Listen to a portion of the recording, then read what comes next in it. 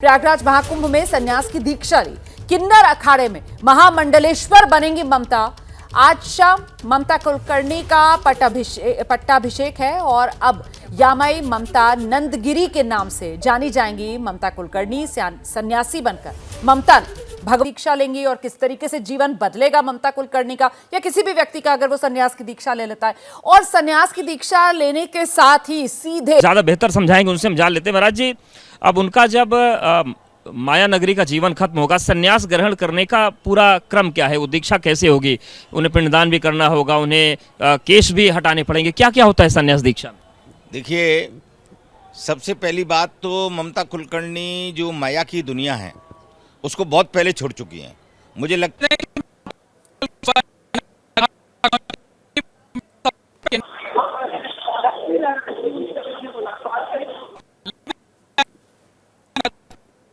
नहीं, आवाज नहीं आ रही है। मोहम्मद मोइन की आवाज नहीं आ पा रही है।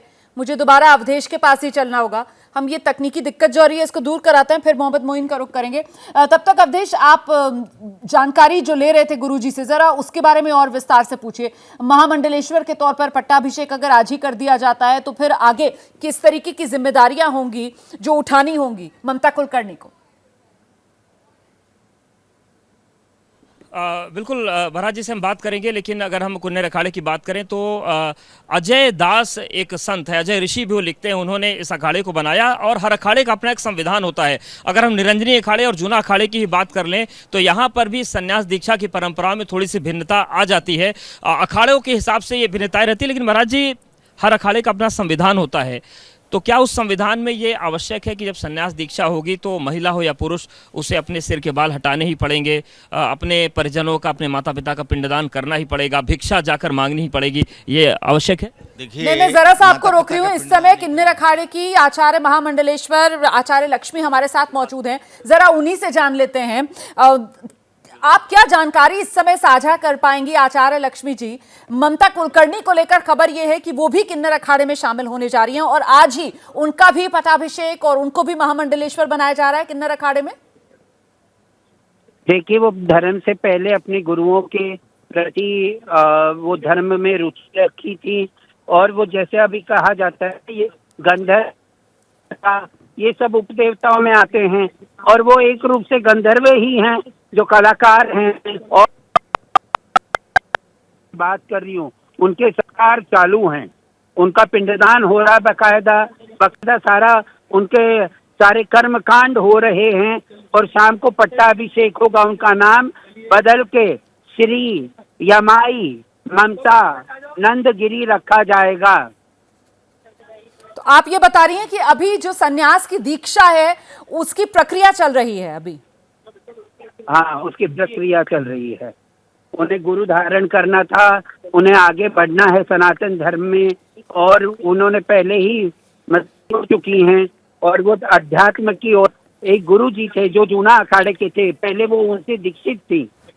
उन्होंने अपना कान वगैरह उन्होंने खोया था, जो होता है, गुरु दीक्षा ली थी। अब उनके गुरु ब्रह्मलीन हो गए, उनको दिशाहीन हो, वो अपने आप को समझ रही थी। तो दिशा प्राप्त करने के लिए और धर्म में आगे बढ़ने के लिए उन्होंने किताबें भी लिखी है धर्म पे और अब वो आगे और कार्य करना चाहती है सनातन धर्म के लिए। किन्नर अखाड़े से कितने समय से ममता कुलकर्णी का जुड़ाव रहा है आचार्य लक्ष्मी जी? हमारा 1.5 साल से उनसे बातचीत चलती आई थी, तो अब जाके उन्होंने रुचि दिखाई कि हमें पूर्ण रूप से एक पद दीजिए, सुनाई है। और किन्नर अखाड़े ने किस तरीके से यह फैसला लिया कि सन्यास की दीक्षा लेने के लिए पूरी तरीके से तैयार है ममता कुलकर्णी और साथ ही साथ उनका हमारे पूरे पंच ने और हम ये करने के लिए तैयार हो गए। हम आचार्य लक्ष्मी जी, देखिए जी, सबसे बड़ी बात है, तिरस्कार करना बहुत आसान है, सही दृष्टि देखना बहुत आसान है। बहुत सारे प्रश्न हो जाते हैं जब नारी और किन्नरों की बात होने लगती है कि इनको दीक्षा होना नहीं चाहिए, उनको ये नहीं होना चाहिए, वो नहीं होना चाहिए, बहुत सारी बातें होती हैं। पर हमारा अखाड़ा इन बातों को भी, तिरस्कार क्या होता है हमसे अच्छा कोई नहीं जानता और हम सबको अपना के चलते हैं। ठीक है, क्या ममता कुलकर्णी को जिस तरीके से संन्यास की दीक्षा दी जा रही है और किन्नर अखाड़े में पटाभिषेक कर महामंडलेश्वर बनवाया जा रहा है, इसको लेकर क्या किसी तरीके का विरोध भी किन्नर अखाड़े को झेलना पड़ा है, क्या आप ये कह रही हैं? नहीं, हाँ। इन नारियों को और किन्नरों को विरोध जो होता है। ठीक है जी। मेरे साथ मेरे सहयोगी मोहम्मद मोइन भी हैं, वो भी आपसे एक प्रश्न लेना चाह रहे हैं। मोहम्मद मोइन, आइए।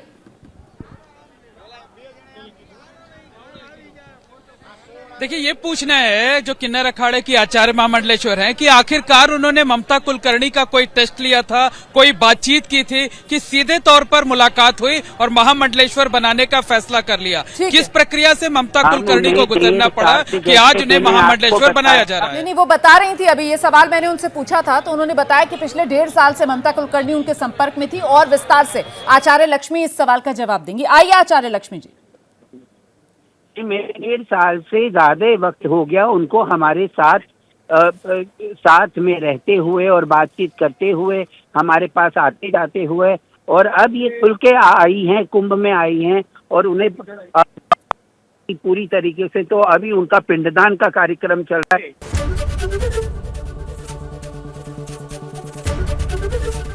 एबीपी गंगा, खबर आपकी, जुबान आपकी।